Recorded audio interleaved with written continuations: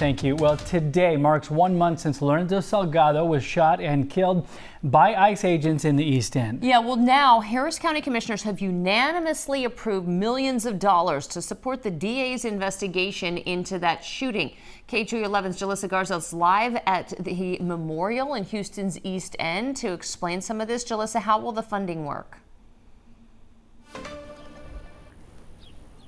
Hey, Alona and Jacob, good morning. Well, before we get into how this funding works, I want to talk to you guys about what just happened several minutes ago. Now, we are here along Canal Street in front of the memorial for Lorenzo Salgado. As you guys mentioned, it has been a month since he was shot and killed by an ICE agent here in the East End. Now, right here, we had just saw people stop by and pay their respects, and also a caravan of community groups passed the memorial to mark 1 month since his death. And organizers said the caravan was meant to honor his memory, support his family, and call for the two men who are still in ICE custody to be released. Now, as we saw those cars come by, we saw people with different messages and signs playing different music, tears filling their eyes. You could really feel the emotion from the community. Now, let's talk about the ongoing investigation that is being led by the Harris County District Attorney's Office. So the big thing to know on that funding that was approved yesterday at Commissioner's Court is this is not $2.5 million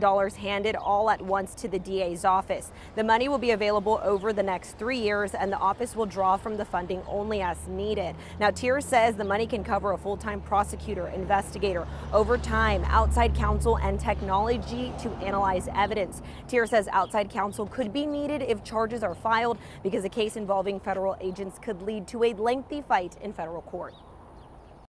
And it's also not something that is just immediately going to be delivered. It's if and when it's needed, which I think is the best way to go about it. So it's just having the foresight to know that these are the things we're going to need if the case goes in that direction.